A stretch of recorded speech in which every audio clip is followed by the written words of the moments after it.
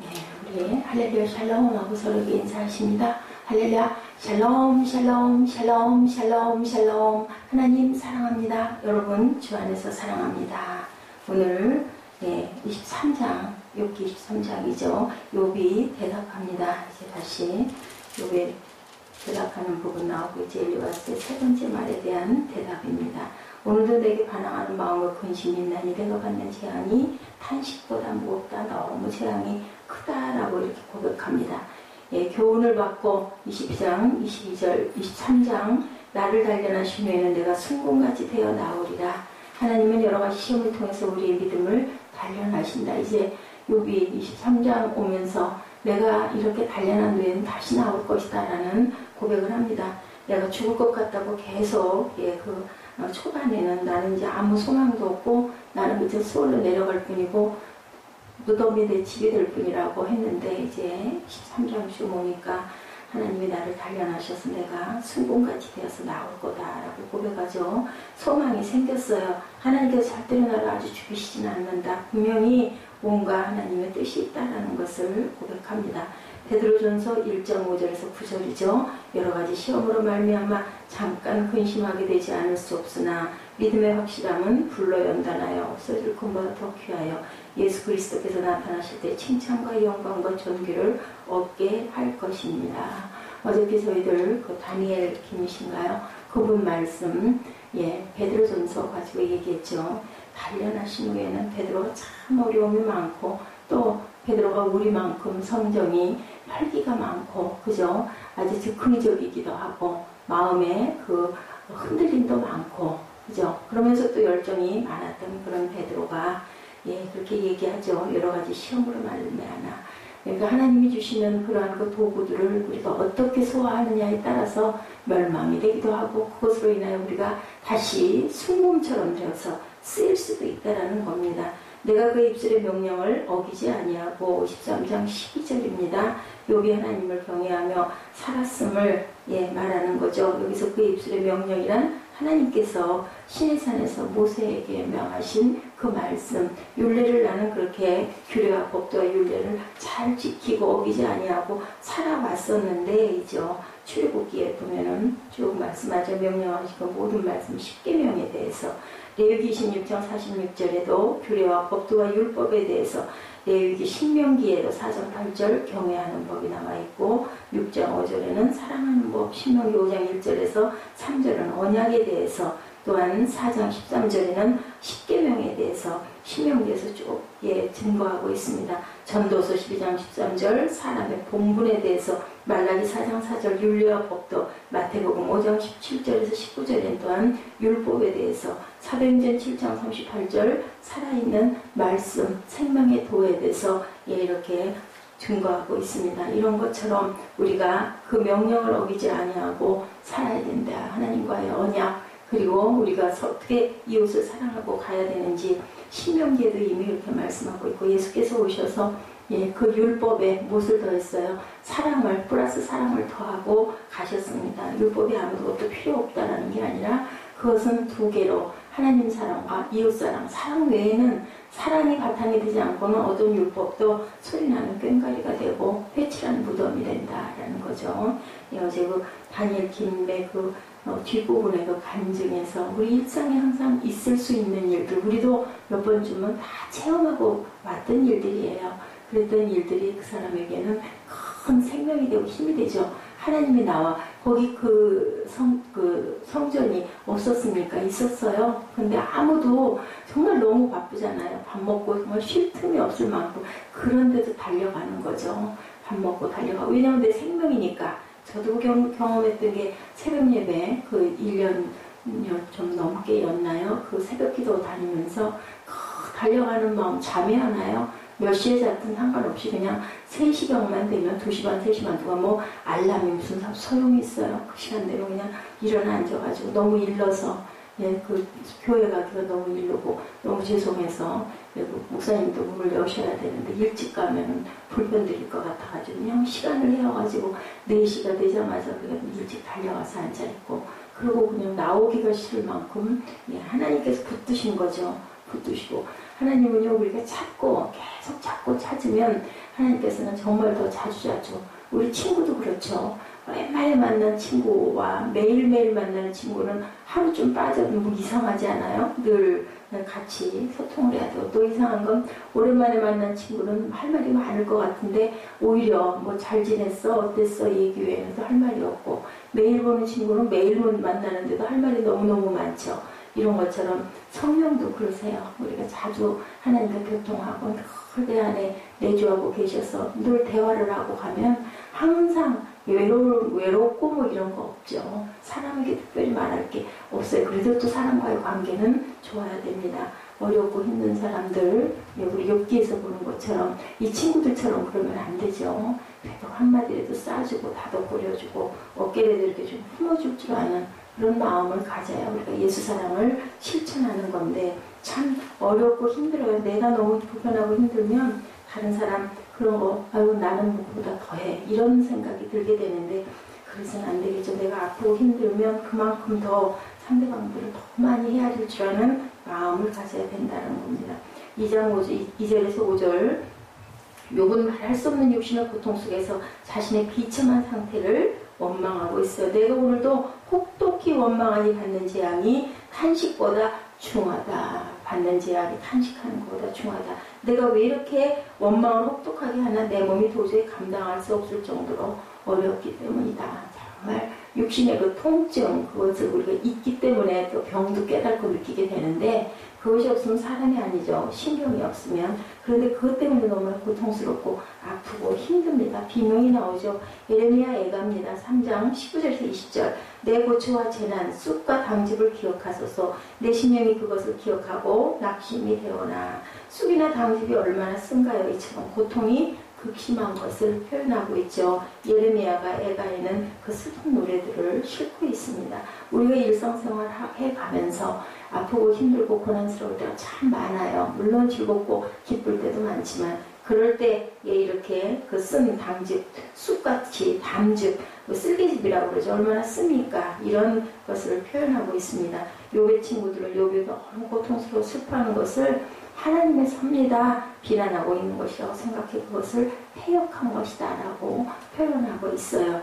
그러나 욥은 말하죠. 나는 과장되게 원망하지 않는다. 받는 재앙이 탄식보다 중하다 라고 고백합니다. 우리들이 나를 설득하고 위로하기 위해서 말을 많이 하지만, 그래서 내가 말하는 정도가 좀 나을지는 모르지만 난 여전히 내 몸의 고통과 심정이 아픈 것을 탄식하지 않을 수가 없다는 거죠. 욥은 친구들의 비난이나 책망을 아는 것 없이 하나님의 의로운 심판에 호소하고 있습니다. 하나님께 호소할 수밖에 없어요. 우리가 사람에게 아무리 말을 해도 속이 잠깐은 후련할 수 있을지 모르지만 해결이 되지 않죠. 그런데 때로는 또 그렇게 얘기하면서 답을 얻기도 합니다. 그래서 세상에서도 세상 사람들과 서로의 아픔과 고통을 나누고, 그리고 또한 또 이렇게 위로를 더해줄 줄 아는 그러한 벗이 있어야 됩니다. 욥은 친구들이 비난이나 책망을 안 한 것 없이 하나님의 의로운 심판에 이제는 호소하고 있죠. 고린도전서 4장 3, 4절에 사도 바울이 그런 말합니다. 너에게나 다른 사람에게나 판단 묻는 것이 내게는 매우 작은 일이라. 나도 나를 판단치 아니하노니 내가 자책할 아무것도 깨닫지 못하나. 그러나 이를 인하여 의롭다함을 얻지 못하노라. 다만 나를 판단하신 일은 주시니라. 내가 뭐라고 할 수도 없지만 결국은 나를 판단하시는 분은 하나님이시다. 무슨 일이 생길 때 다른 사람들은 그것에 대해 이렇다 저렇다 말하지만 정확한 것이 못 된다. 다른 사람이 내 사정을 잘 알 수가 없기 때문이다. 또 내 마음을 다 알 수는 없어요. 때로는 우리도 내 마음 내가 몰라 하는 소리를 할 때가 있습니다. 내 양심이 나를 변호하죠. 그러나 그것도 정확한 건 아니라는 거죠. 나보다 더 틀림없는 이는 하나님이시라는 거예요. 우리를 만드신 분. 기계가 고장나면 AS를 그 회사로 보내지 않습니까? 왜냐하면 거기서 만들었으니까. 우리가 아무리 들여다봐도 알 수가 없죠. 야고보서 5장 7절에 그러므로 형제들아 주의 강림하시기까지 길이 참으라. 보라 농부가 땅에서 나는 귀한 열매를 바라고 길이 참아 이른 비와 늦은 비를 기다리나니 너희도 길이 참고 마음을 굳게 하라. 주의 강림이 가까우니라. 형제들아 서로 원망하지 말라. 그리하여야 심판을 면하리라. 보라 심판자가 문 밖에 서 계시니라. 하나님 오실 때와 그 시간을 알 수가 없고 베드로 있을 당시에도 예수님 당시에도 때가 가까웠다고 세례 요한도 그렇게 외쳤죠. 너희들 회개하라고 외쳤습니다. 마찬가지입니다. 하나님의 시간은 천년이 눈 깜짝할 사이 지나가는 하늘의 시간과 우리의 시간이 다르기 때문이죠. 도대체 이게 왜 빨리 좀 응답 주시지? 그런데 하나님의 시간과 때가 우리의 시간과 때와 너무너무 다르다. 3절에 내가 어찌하면 하나님 발견할 곳을 알고 그리하면 그 보좌 앞에 나아가 그 앞에서 호소하며 변벽할 말을 입에 채우겠다. 하나님을 발견하지 못하고 하나님의 깊은 뜻을 모른다. 근데 이렇게 계속 한탄하면서 하나님께 호소하면서 때로는 원망하면서 하나님의 뜻을 알죠. 나를 단련하신 후에는 내가 순금과 같이 정금과 같이 돼서 내가 분명히 나올 거야. 없어지는 게 아니라 죽어 없어지는 것이 아니라 내가 어찌하면 하나님의 은총을 회복할 수 있을까? 어떻게 내가 하나님과 언약을 맺고 교통할 수 있을까? 그것이 가장 큰 우리에게 숙제입니다. 이 욥의 절규뿐이 아니라 우리의 절규죠. 내 영혼을 사랑하시는 분, 내가 어떻게 하면 하나님을 발견할 것을 알 수 있습니까? 그에게로 길을 열어놓으신 하나님, 나를 그곳으로 가도록 명하시고 그 안에서 나를 인도하셨으면 좋겠습니다. 이렇게 호소하고 있습니다. 4절에 그 앞에서 호소하며 변벽할 말을 입에 채우겠다. 하나님 앞에서 자세히 우리의 사정을 호소하고 모든 문제를 말씀드리고 하나님 앞에 우리의 모든 슬픔을 아뢰 수가 있는 거죠. 이것이 하나님 자녀된 우리의 특권이라는 거. 구약과 다른 거죠. 하나님께 가라. 예수께서 다리를 놔주셨습니다. 내 마음을 쏟아놓으라. 우리 찬양할 때도 이렇게 얘기하지 않습니까? 우리의 사정 들어주실 분은 하나님밖에 안 계시고 그에게 낱낱이 아뢰어야 된다. 우리가 기도를 다 못할 때는 곡조가 실린 찬양으로 아버지께 아뢰는 거죠. 그러면서 저희의 그 심정을 실어서 하나님께 말씀드릴 때 들으시지 않습니까? 욥은 하나님의 음성 가운데 판결받을 것을 확신했기 때문에 그것을 듣기를 갈망하는 거죠. 5절에 내가 대답하시는 말씀을 내가 알고 내게 이르시는 것을 내가 깨달으리라. 하나님께서 말씀하시는 것을 기쁘게 받아들일 것이며 전적으로 하나님의 판단에 따르겠다라는 선언이에요. 욥은 그의 친구들이 그에게 말하고자 하는 것이 무엇인지 알고 있습니다. 욥의 친구들은 욥이 어려움을 겪을 때 위로하고 북돋아 주려고 하지 아니하고 오히려 정죄하고 위축시키고 있죠. 욥은 말하죠. 하나님이 내게 대답하시는 말씀을 내가 기쁘게 알리라. 너희들 아무리 그런 소리 해봐도 나는 하나님의 말씀만 바랄 거야. 왜냐하면 위로가 되지가 않고 상처가 되니까. 근데 욥의 친구들도 처음에 와서 일주일 동안 같이 금식했어요. 아마 위로도 했을 겁니다. 그런데 본인들도 나름 기도하고 나니 그런 깨달음이 왔다는 건데 우리는 하나님께 맡겨야 되겠죠. 우리의 몫은 선생이 아니죠. 교사가 아니고 그럴 때는 정말 싹 안아주고 보듬어주는 그러한 역할을 해야 되죠. 6절에 그가 큰 권능을 가지시고 나로 더불어 다투실까 아니라 도리어 내 말을 들으시리라. 세상의 친구들은 나를 버려도 주님밖에 없다. 어제 그 다니엘 김 선교사 그런 상황이 아니었으면 집에도 방 앞에 돌아갈 수도 있었으면 누군가가 열심히 뭔가를 도와주고 후원해줬다면 그런 그릇으로 커가지를 못한다는 거예요. 그 4년이라는 세월 얼마나 아프고 힘들었을 시간일까요?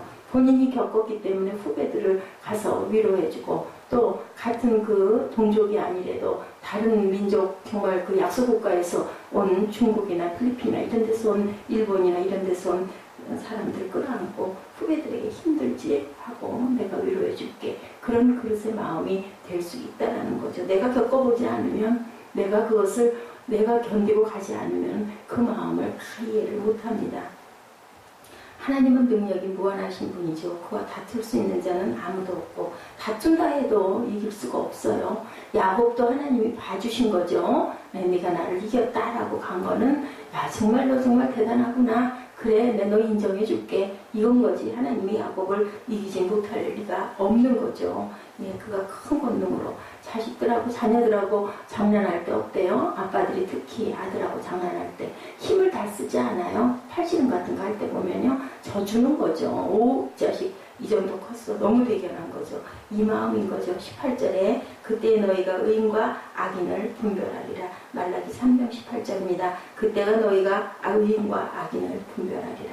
이렇게 해서 인간들의 영원한 상태는 큰 차이가 난다. 사실 지금은 우리가 분별할 수가 없지만 외적인 상황에서는 차이가 없지만 비슷하지만 마지막 멸망이 올 때는 확연하게 가려지죠. 요한복음 5장 24절이죠. 내가 진실로 너에게 이르노니 내 말을 듣고 내가 보내신 이를 믿는 자는 영생을 얻었고 심판에 이르지 아니하나니 사망에서 생명으로 옮겼느니라. 그래서 어제 우리 이단들에 대한 얘기를 잠깐 했지만 하나님 말씀 중심대로가 아닌 경우에는 다른 신을 섬기면 그것은 사망이고 심판이 있다라는 겁니다. 나를 뭐라고 그래요? 나를 이를 믿는 자, 내 말을 듣고 또 나 보내신 이를 믿는 자, 누구예요? 예수 그리스도죠. 사망에서 생명으로 옮겨졌다고. 하나님의 심판을 피할 수 있는 길은 자비하신 하나님께로 나아가는 길밖에 없다. 욥이 당황한 것, 하나님의 섭리의 의미를 도저히 알 수가 없어서 나는 이만큼 지켰는데 그게 바로 또 교만이었다라는 거죠. 어떤 의미로는 그만큼이어도 그것이 하나님께 온전할 수가 없다. 8, 9절에 그런데 내가 앞으로 가도 그가 안 계시고 뒤로 가도 보이지 아니한다. 왼편에서 일하시는 내가 만날 수 없고 오른편으로 돌이키나 배울 수 없다. 지난 시간에 생각한 대로 엘리바스는 욥에게 하나님과 화목하고 평안하라고 권면하죠. 귀한 충고입니다. 그래서 욥도 내가 하나님과 화목할 수 있는 길을 알기만 한다면 내가 전심으로 그렇게 하겠다. 그래도 욥은 친구들이 정말 억울하게 얘기를 해도 옳은 얘기는 그래 정말 나 그러고 싶은데 뵐 수가 없고 만날 수가 없다. 마음속에서 하나님이 하시는 일에 대해서 이해할 수도 없고 판단할 수도 없었다는 거죠. 욥은 그 결말이 어떻게 될지 하나님께서 자기를 구원하실 것인지 그렇다면 언제 어떤 방법을 할 것인지 예측할 수가 없습니다. 하나님의 표적도 보지 못합니다. 어떤 암시도 받지를 못한 겁니다. 그렇지만 10절에서 고백하죠. 나를 단련하신 후에 내가 정금같이 나오리라. 이만큼 온 거예요. 어떤 우리가 환난을 겪을 때 분명한 것은 단계가 있다. 상담 심리학에도 보면 있습니다. 막 놀래고 한탄하고 원망하고 비방하고 그 다음에는 어떻게 해요? 시리에 빠지고 그죠? 그랬다가 다시 어떻게 해요? 다시 이제는 타협합니다. 하나님 내가 이렇게 할 테니 날 좀 건져주세요. 그렇게 하죠. 그 다음에는 내가 회개하고 그리고 무릎을 꿇죠. 온전하게. 그 단계가 다 지나가야 되는데 사람에 따라서 그것이 좀 긴 사람도 있고 짧은 사람도 있고 어떤 단계에서 그냥 그치고 거기서 그냥 완전히 절망하고 자포자기하고 세상 밖으로 뛰쳐나가고 아주 못되게 되는 사람도 있다라는 그 차이일 뿐이죠. 사도 바울입니다. 로마서 8장 28절에 하나님을 사랑하는 자 곧 그 뜻대로 부르심을 받은 자들에게는 모든 것이 합력하여 선을 이루리라. 우리가 이 말씀을 믿고 가야 되겠죠. 주 안에 있는 사람들은 우리가 당하는 고난이 자신들을 해하는 것이 아니고 뭐라고요? 고난받은 후에는 하나님께서 분명히 우리를 귀한 그릇으로 다듬어 쓰신다. 베드로 사도도 그렇게 고백하고 그리고 또한 바울도 그렇게 고백하고 베드로전서 1장 7절이죠. 너의 믿음의 시련이 불로 연단하여도 없어 질 금보다 더 귀한 예수 그리스도에 나타나실 때 칭찬과 영광과 존귀를 얻게 하려 합니다. 우리에게 닥치는 환난, 광석 안에 몇 %밖에 안 되는 적은 양의 금의 성분이 있으면 금광석이라고 하죠. 그 금광석을 용광로에 넣어서 단련을 받는 동안 금이 아닌 성분은 다 타버리고 순수 금만 남아요. 그렇게 해야 정제가 돼서 100% 순금이 나오지 않습니까? 순금을 쓰기 위해서는 그 고난에 우리가 참여해서 우리 안에 더럽고 추하고 견디지 못하는 모든 나쁜 것들을 다 뽑아버리고 그렇게 해서 다시 깨끗하게 어떻게 새롭게 하소서이죠. 새롭게 이제는 이전 것은 지나갔으니 보라 새 것이 되었도다. 이 단계는 분명히 있다. 우리가 영광의 면류관, 의의 면류관, 생명의 면류관을 좋아하지만 우리의 이 단련과 고난은 다들 안 하고 싶어 합니다. 십자가를 지지 않고는 면류관을 받을 수 없다라는 것을 우리가 욥기를 통해서도 욥같이 이렇게 의로운 사람은 없다였지만 단계를 겪고 있죠. 시편 1편이죠. 복 있는 사람은 하나님의 말씀을 주야로 묵상한다. 말씀 따라 살아가시는 오늘 하루 이 한 달 더위를 잘 극복하시는 저와 여러분 되시기를 주님의 이름으로 축복합니다. 기도하시겠습니다.